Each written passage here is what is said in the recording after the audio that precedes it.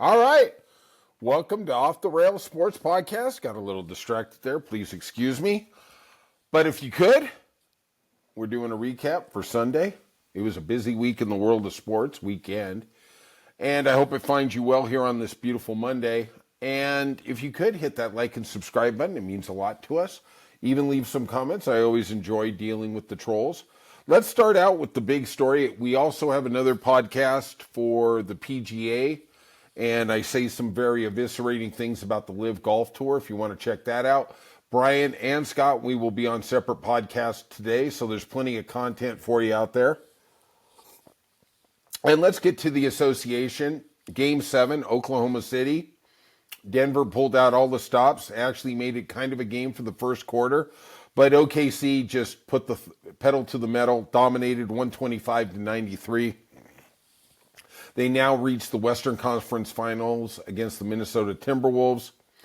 Josh Kroenke, who is the governor of the Nuggets, gave his tacit approval to David Adelman, Rick's kid, to continue running the team.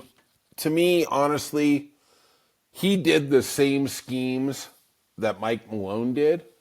It just seems like the players were more effusive after Game 7. I mean, think about it. Denver has already been through 14 playoff games already, and they went through 2 rounds. That's pretty impressive. And the players seem pretty adamant and effusive for David Adelman. It tells me that maybe they had tuned out Mike Malone. Mike Malone is just a really, really good coach. There's no doubt about it. To me, it's all going to come down to what does Jokic think. He said after the game he's going to have a lot of beers for the next couple days. It's painful. He played exquisite. He played great. Sometimes you don't win. OKC, they seem to be on a mission. There's times where I look at them like Game 1 where I'm like, who do they go to in the clutch if it's not SGA? And then today it was like everybody. Caruso was playing center. I mean, they were just doing whatever they wanted. They imposed their will. And I kind of wonder, is it like the next story we're going to talk about, the Florida Panthers wearing down the Toronto Maple Leafs? Did OKC just wear down Denver? Was their defensive pressure just so excoriating and so deafening that literally Denver broke? I don't know. It seemed like the last 3 quarters, man, it was like the adults playing with the kids. They just did whatever they wanted, slam jamma, whatever. Kudos to OKC. They're your heavy favorite. They are minus 375 to beat Minnesota. To me, that seems a little heavy.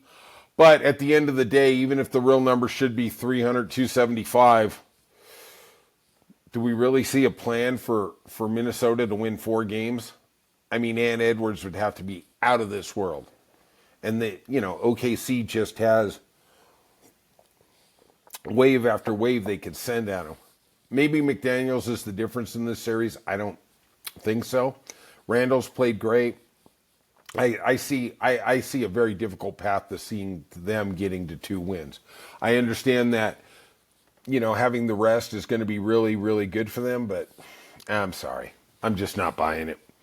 The Panthers, talking about hockey, beat the Leafs 6-1.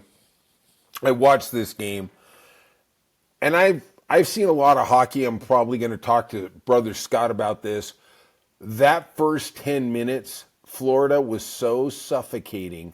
I have never seen anything like it. I mean, the Maple Leafs could barely get across center ice. I mean, they'd get close and they'd just dump it in. And there was a stat on the defensive men for Toronto and the hits they had absorbed so far in this series. And they were like 1, 2, 5, 7, 9 in the top 10 in all of the NHL playoffs. And I'm sure after the game, they were probably 1, 2, 3, 4, 5. I mean, Florida is so big and they just wear on you. And I said, I'm going to own it. I'm not going to be like these other stupid podcasts that after game 3, I thought Toronto should have been up 3-0. I thought they were clearly the better team. Well, they were only up 2-1.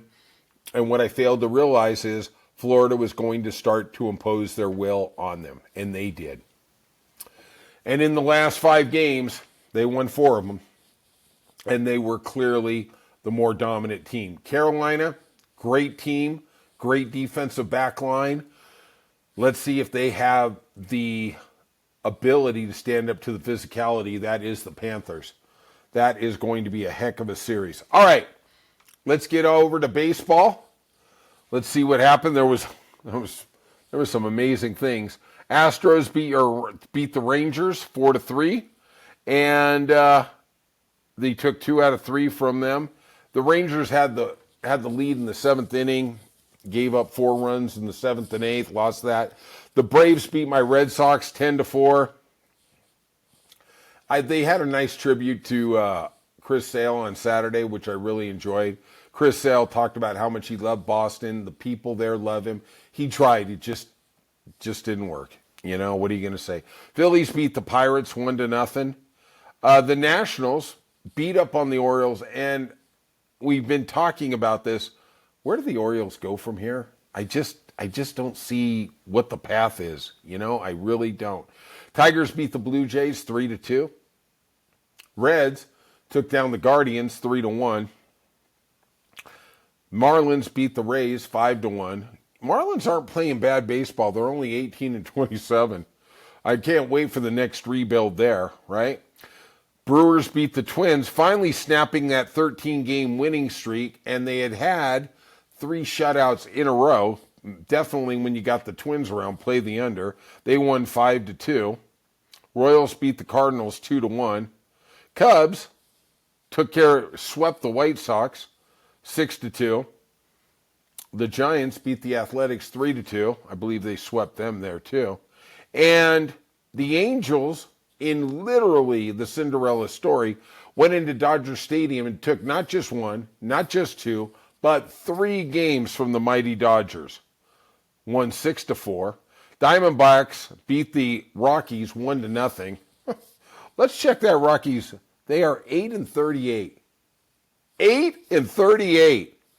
Oh, Lordy. Mariners won the series against the Padres 6-1, and the Yankees won the nightcap 8-2. Devin Williams got the win. It was tied 2-2 in the 8th, and the Yankees erupted for 6. Alonso kind of made an error. You know, the wall started coming down quick. All right. If you could, though, hit that like and subscribe button. It means a lot to us. And if you have any comments, leave them in the comments section. I always like responding to them. All right, that's it today for Off the Rails, and we'll see you soon.